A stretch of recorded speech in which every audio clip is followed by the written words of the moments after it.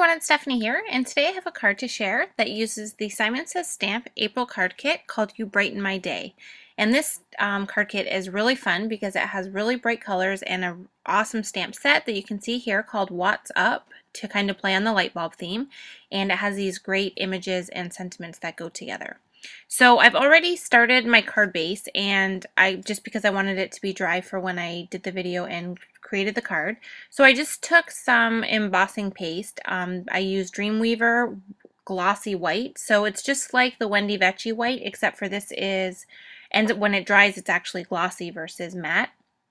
And to create the circles, I just used the Simon Says Stamp medium dot stencil and just adhered that and just kind of ran the embossing paste over just to the right side of the card because I'm going to eventually put a piece of pattern paper on the left side. So I'm going to set that aside and we're going to work on the pieces of the card. So I'm stamping the light bulb image here with Memento Tuxedo Black ink because I'm going to be coloring it with Copic markers.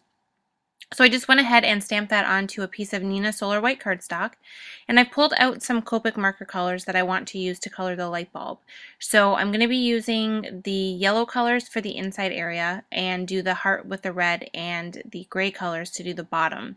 Now there's lots of different ways you can work with this light bulb. You can stamp it directly onto pattern paper, which I've done already on a previous card. You can color it in like I'm doing here. You can stamp it with a different color other than black and just leave it completely plain on the inside. Just a lot of different options for what you can do with this light bulb. But for this card particularly, I wanted to have it fully colored because we're going to be covering it now with some Tim Holtz frosted film.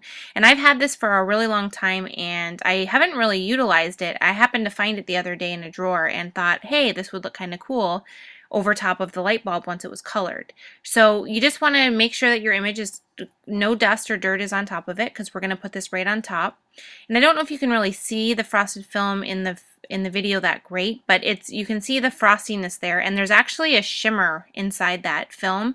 And when you put it onto any kind of paper or anything, you get this really cool texture because it's kind of like a scratchy material, but it also has the really great shimmer in it, so it kind of gives a cool sparkle. So I thought it would look cool on this light bulb just because it kind of, as you can see when I'm kind of running my bone folder across it just to make sure that it's fully adhered down, it kind of lightens up the color of the Copic marker and mutes it out a bit. So it just looks really neat as a light bulb, I thought.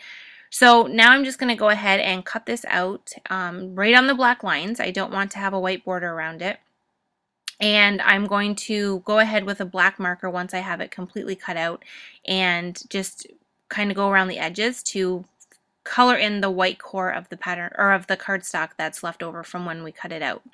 And then once I have that all done, we can go ahead and work on the other parts of the card, which is going to be a tag. This tag is we're going to end up putting on to the card base with the light bulb on top.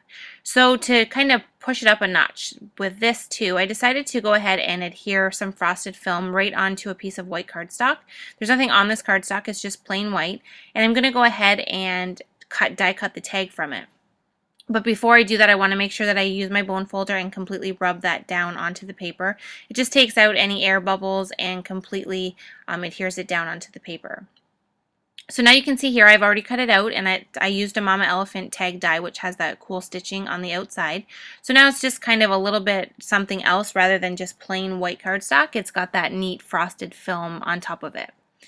And then to do the sentiment, I'm going to be using this Simon Says Stamp Tilted Banner die.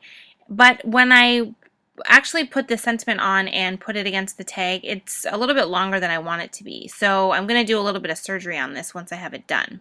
So the first thing I'm going to do is stamp the Keep on Shining sentiment onto this tag, and I'm just using some washi tape to separate the images as I stamp them so that I can get it on there like you see here completely in one row versus on top of one another. I could have cut the stamp apart, but I just rather just put the washi tape on and stamp it in two separate pieces, which is what I did here.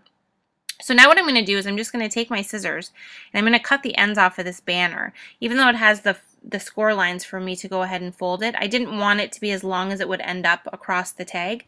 So I just went ahead and cut the ends off, and I'm going to kind of trim them down a bit so that I just have the tail piece of each end of the banner. And I'm going to put some adhesive onto the middle piece there on each end. And then I'm just going to go ahead and adhere those end pieces right onto the middle piece of the banner. And what this does is it just kind of mimics the same look that you would get if you had kept it the full size and folded it, but now I'm shrinking it down to fit how I want it to fit on the tag. So just a neat thing you can do if your banners end up longer than you want them to. This is just a fun, quick, easy way that you can just make them a little bit shorter. So now that I have all the components ready, I'm going to go ahead and assemble the card. So I just took one of the pattern papers from the stamp set, which is the Simple Stories Do-It-Yourself 6x6 paper pad. And then I'm going to go ahead and adhere the light bulb directly onto the tag.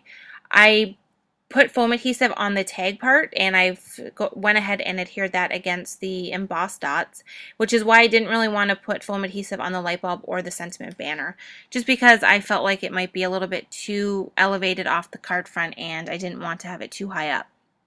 So once I had the light bulb on, I went ahead and adhered the banner where I wanted that. And you can see at the very top of the tag, I ended up punching a little tiny hole in the tag there. And I don't catch it on film, but in the finished card, I ended up threading some thread through there. So just a fun way to use some of the elements from the April card kit. I hope you'll give it a try, and thanks so much for watching. I'll see you next time.